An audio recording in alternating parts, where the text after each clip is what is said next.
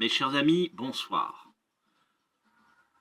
À ma position aujourd'hui en tant que conseiller municipal des Avirons et également président du mouvement politique Volonté 974, il est mon devoir de me positionner et d'exprimer mon sentiment par rapport aux prochaines élections régionales qui auront lieu les 6 et 13 décembre 2015. Nous allons nous positionner parce que l'enjeu est important. La collectivité régionale dispose d'un certain nombre de compétences, notamment en matière d'aménagement du territoire, en matière de tourisme et d'éducation. Nous aurons l'occasion plus tard de reparler d'autres champs de compétences de cette collectivité, mais il y a des aménagements importants qui doivent être réalisés pour demain au cours de ces 6 prochaines années, c'est-à-dire de 2015 jusqu'en 2021. Il y a une réalité.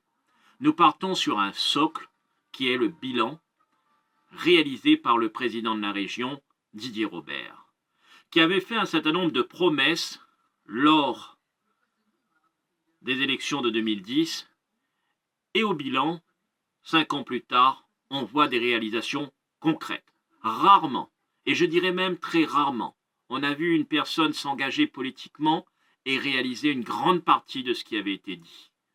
On regarde la nouvelle route du littoral. C'est un projet qui a été évoqué depuis plus de 20 ans.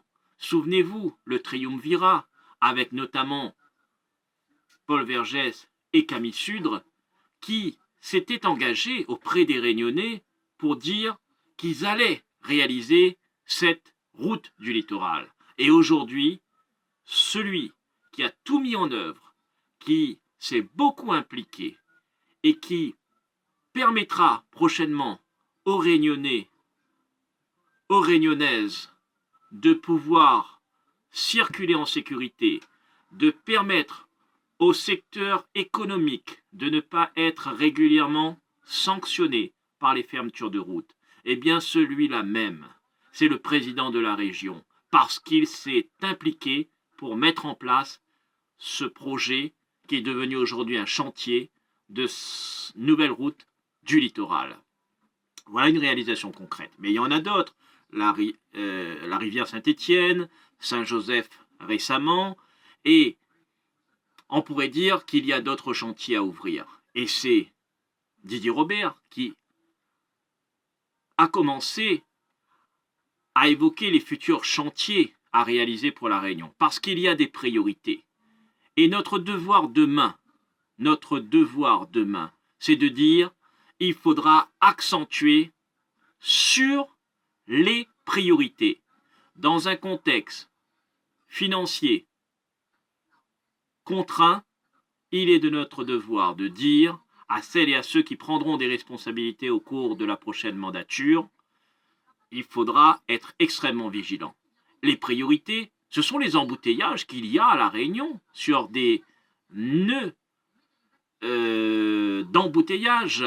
Je parle là de Saint-Pierre, de Saint-Paul, de Saint-Denis, de Saint-Benoît. Il y en a d'autres, bien entendu. Mais pour l'instant, axons-nous sur ces priorités. Parce qu'on ne pourra plus circuler à Saint-Pierre d'ici quelques années.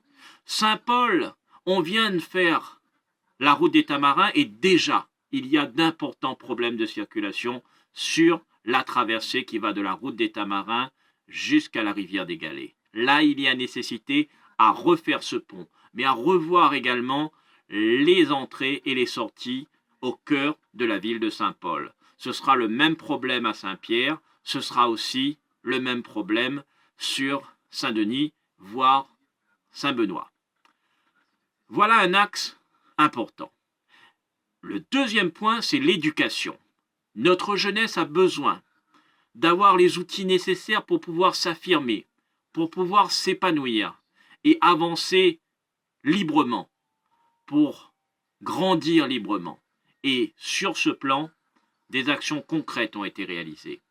À travers le numérique, le POP est une des solutions. Il faudra certainement aller plus loin, réfléchir à un dispositif pertinent en matière de facilitation à l'accès à Internet. il y a encore, malheureusement, beaucoup de jeunes qui ne disposent pas des moyens nécessaires pour aller sur cet outil de communication qui est devenu essentiel aujourd'hui. Et puis, la construction de lycées, il y en a quelques-uns qui sont bien avancés, mais il y a une nécessité de répondre aussi en fonction des besoins sur le territoire.